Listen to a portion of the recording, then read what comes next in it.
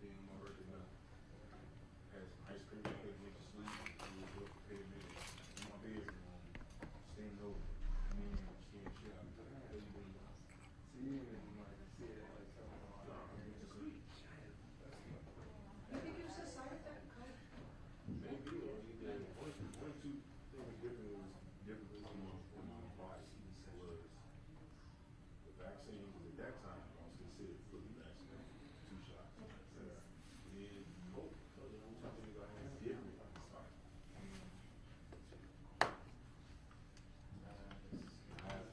Watch out, watch your foot. I'm just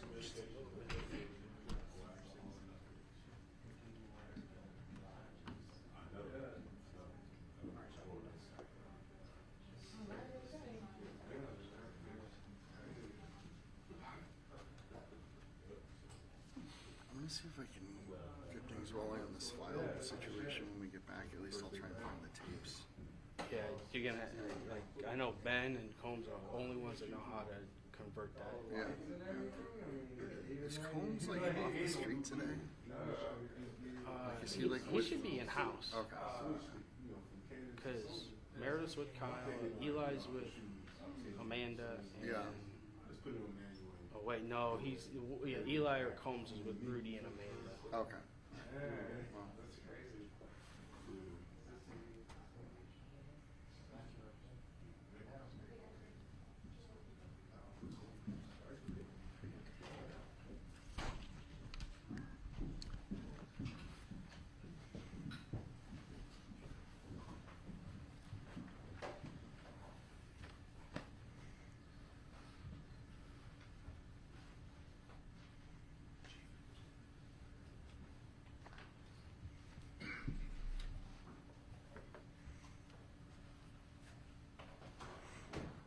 Okay.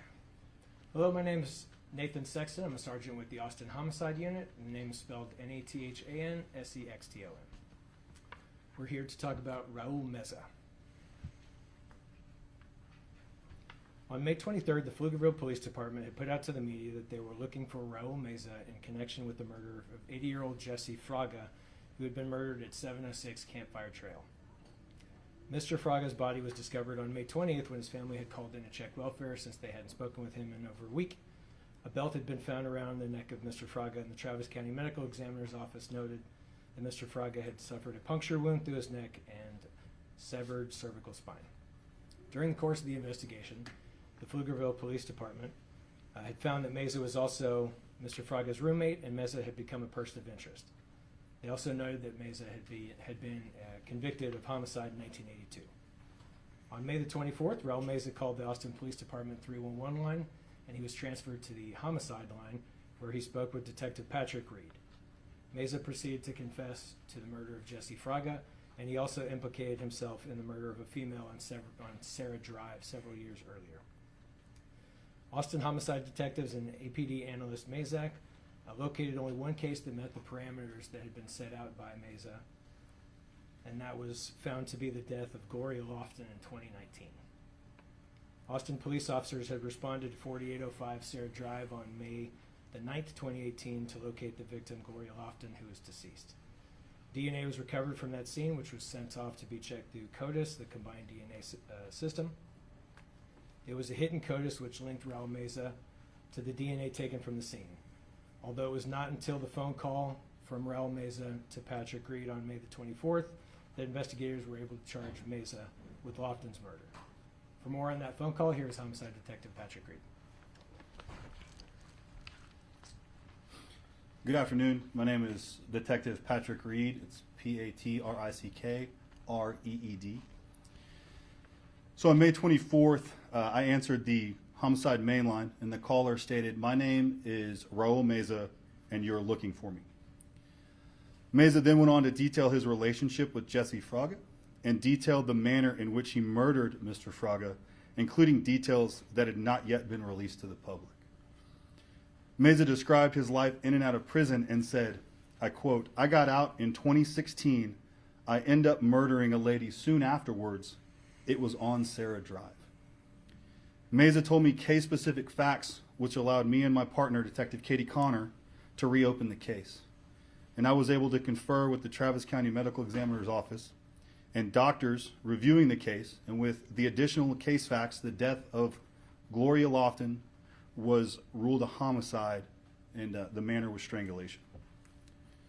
The phone call provided me enough probable cause to file a capital murder arrest warrant for the murder of Gloria Lofton against Mr. Meza. We then coordinated with the Pflugerville Police Department and verified the information provided by Mr. Meza matched the case facts of their investigation.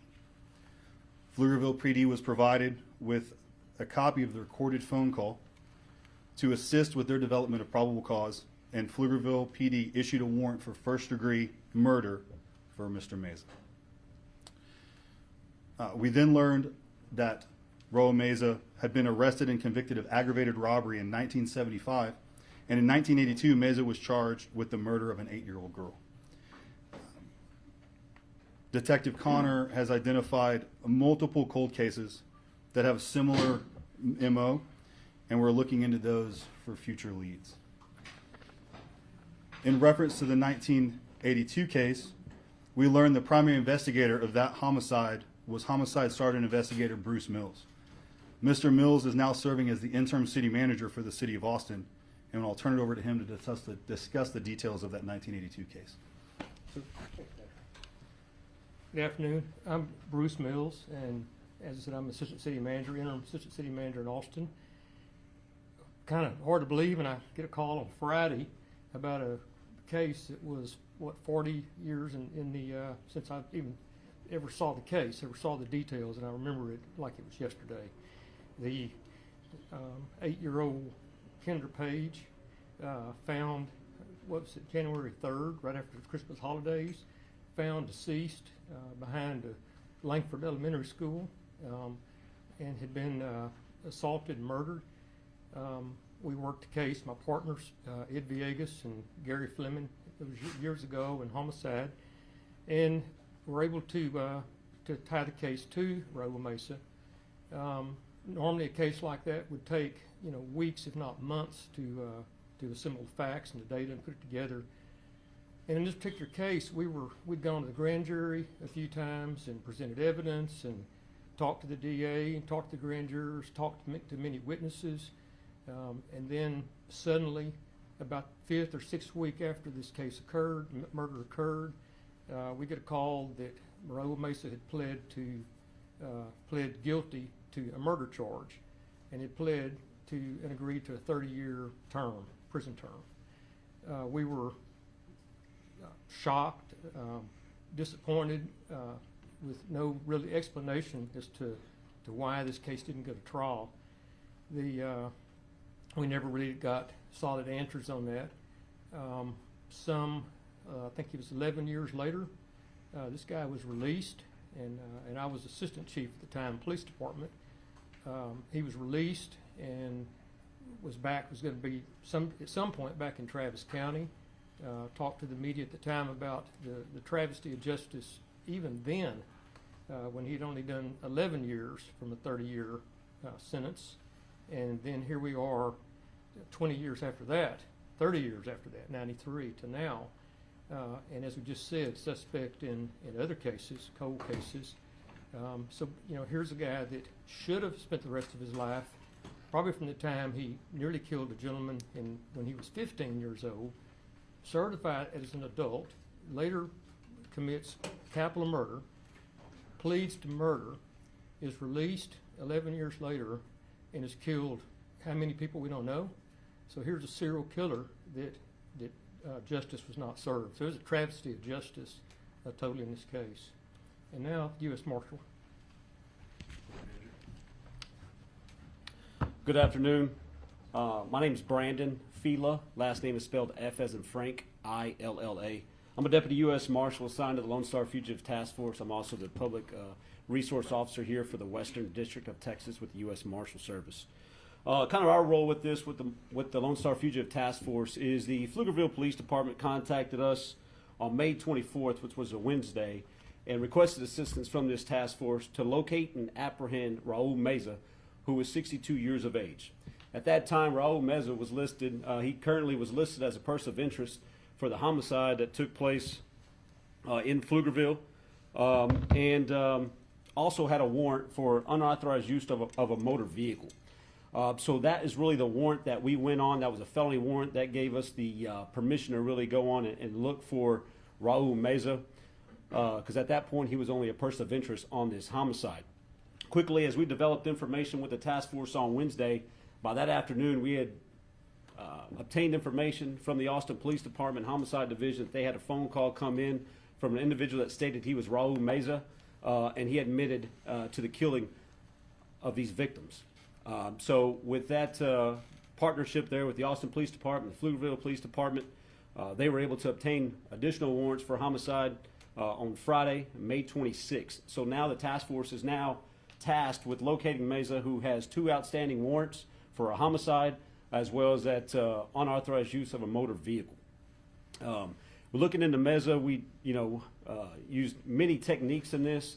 Many of those techniques led us information that Meza was known to travel the I-35 corridor to frequent hotels, as far as even a hotel at 45 and 183 there on the Austin Cedar Park city limits.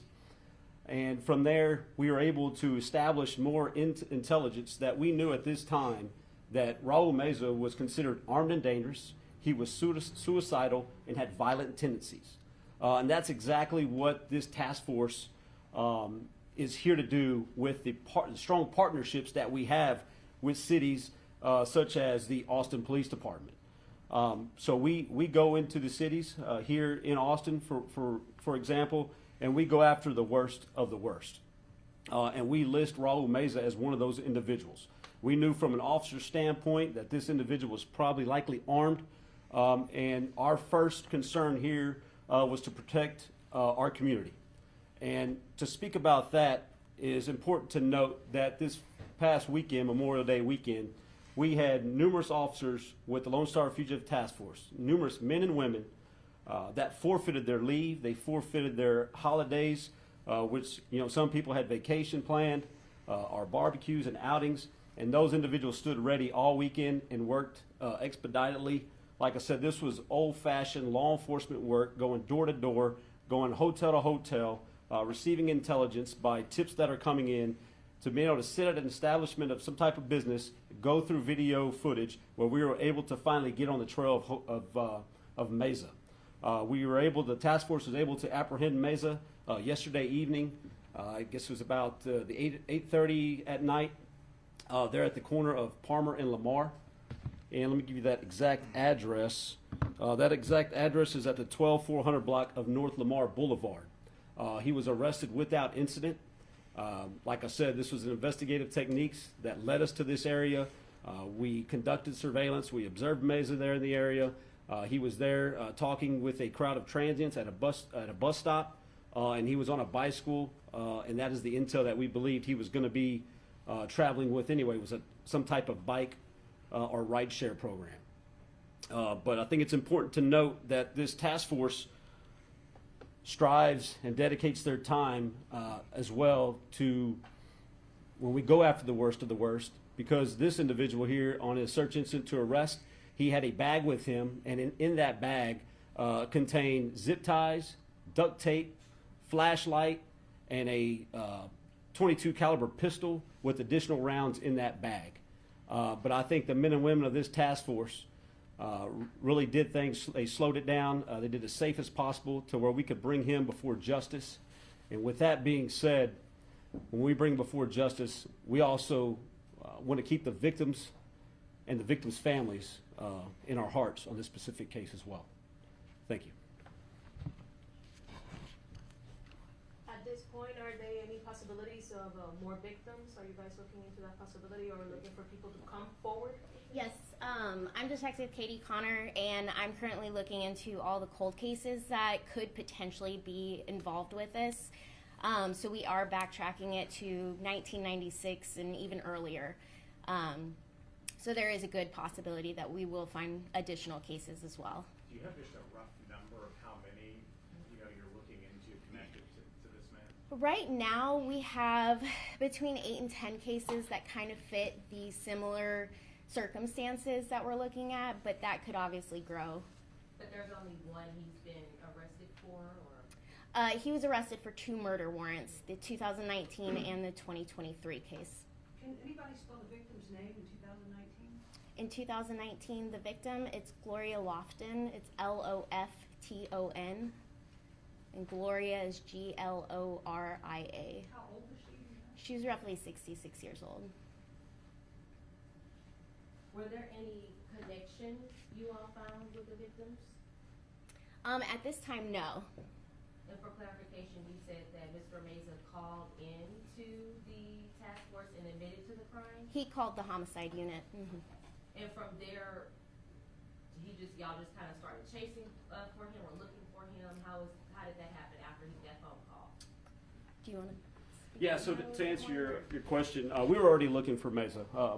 We started that morning, and then the Austin Police Department Homicide Division received that 311 phone call that was forwarded to them, where Meza provided more detailed information on a telephone as to that he was the individual that killed these 2 victims, where he became also what we listened to as suicidal, and then ended that conversation with those homicide detectives. How common is that for someone who committed or who is, accused of such crimes to actually call and turn themselves in? Does that strike you at all? Yeah, that's not very common at all. That's one of the only times I can think of that happening in the past 5-10 years. So it's pretty unique. And what day did he make that phone call? May the 24th. May 24th? Correct. And Gloria Lofton's family, have you guys been able to speak with her? Because I'm sure they've been wanting to know Yes. what happened. She has been notified. And then how are they feeling about it? I won't put words in her mouth. I'm not sure exactly what the sentiment is. I just know she's been notified. Was Raul Mesa holding a job at the time that he was wanted for the Pflugerville? No, on the databases that we use when we look after these fugitives, like I said, that are the worst of the worst, there was no indication that he had any type of stable employment here in the Austin area. But I will say, I think one of the key parts of this investigation was this individual was on parole at one point, which had already expired. But with that, we have the Texas Department of Criminal Justice, Office of Inspector General on our task force. They were able to give us an insight, information from the past as to family relatives, previous known addresses. So that's really why we concentrated here in the Austin area, from Austin to Round Rock, based upon that information. What state was he in when, I know there was no, issue when he was arrested, but what kind of state, could you just kind of describe, his manner? Yeah, the mannerisms that I think the best way to describe is I think he was surprised. I think he was surprised when this team in unmarked vehicles with ballistic vests that displayed, police officers, task force officers, US Marshals, they quickly expedited that process. They approached, surrounded him, and then took him into custody within a blink of an eye. And I think that was a key advantage based upon what was in that bag that he had. When I talk about the duct tape, the zip ties, and the firearm with additional rounds of ammunition. I was going to say, did he state any plans for those? Has he been questioned on that? So we won't release anything from that point, from the transportation, from the scene there on Lamar here to the Austin Police Department. Still an ongoing investigation.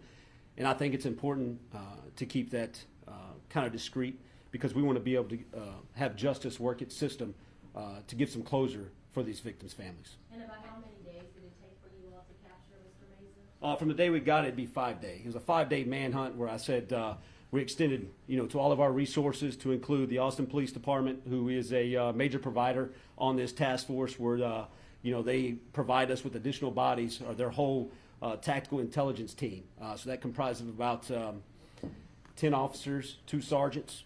And they're able to work hand in hand with these homicide detectives. Homicide detectives focus on their probable cause and their investigation, while we strictly focus on the whereabouts of Raul Meza. Mr. Field, you said your main concern here was to protect the community. If you can just, drive that home, is this a sigh of relief for you all?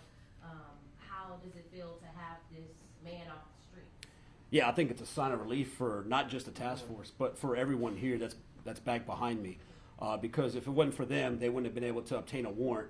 Because from that point, once we have the warrant, then the Marshal Service can do with what we need to do in locating this individual.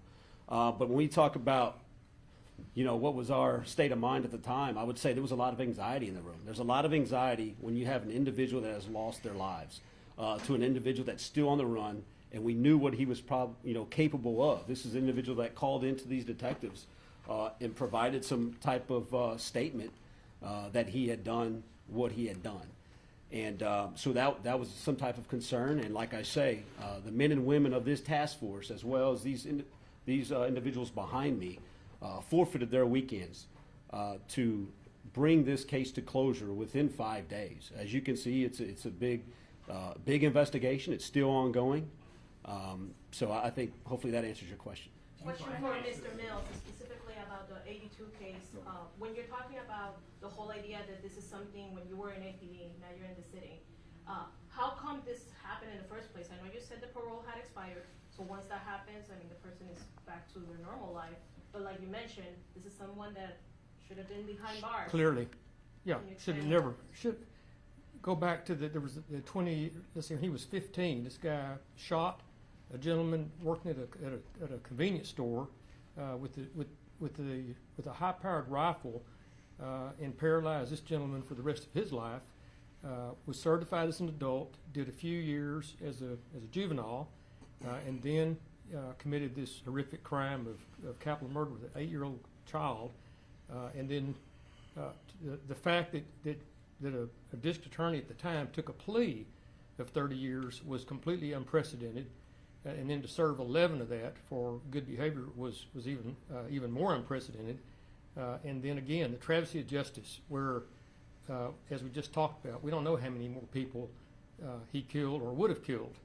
And so when you think of those victims and their families, because somebody made a bad decision 41 years ago and let this guy, for whatever reason, manipulate the system, and justice was not served. Pflugerville police is not here at the moment, but I'm assuming they're working with you guys.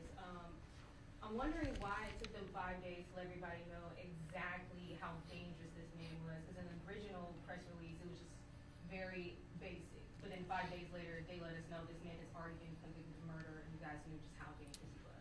So, I don't want to put exact words in their mouth because they aren't here, but I know, like, obviously when they had their initial information, it happened quickly and rapidly when we gathered additional information, and then we start backtracking. On top of that, I know we put out some additional press releases. They put out some additional press releases trying to, I think we all worked hand in hand with all 3 agencies to try and to push out more press releases, not only to inform the community, but also to try to generate some tips to help the task force try to locate Mr. Meza. So I think there were 3 separate press releases done last week. And then, of course, just over the weekend, it was just boots on the ground. I did want to add, we did talk to Royal Meza last night. We won't go into the details of that conversation because it's part of the investigation.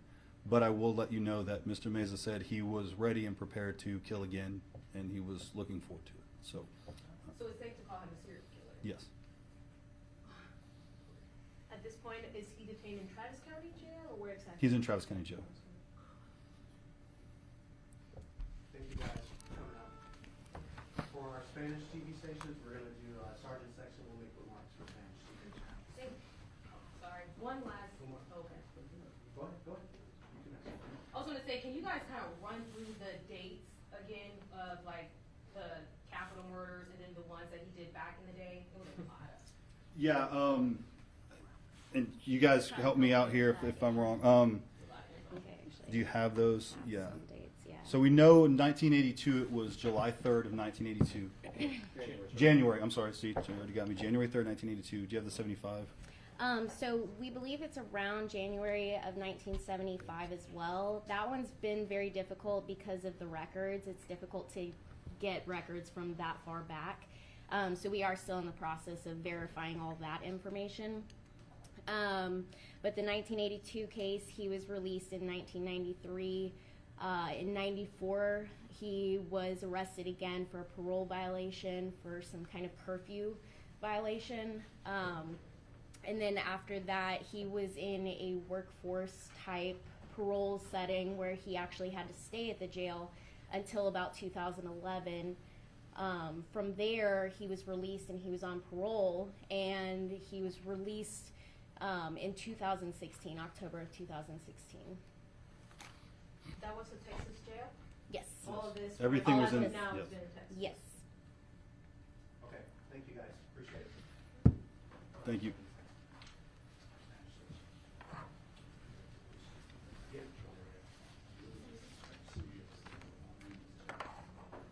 Before you start, sir, because anyone needs to grab their mic, please do it now so Telemundo Univision can record, please, please, please. So that way I don't have them speaking. Gracias. Nope. Thank you, John.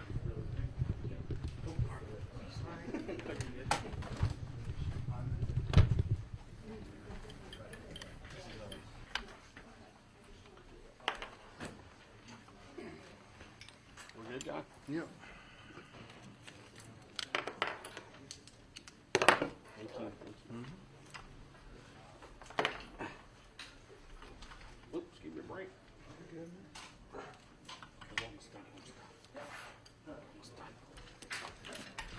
Oh, I wonder if Hector knows how to digitize the video.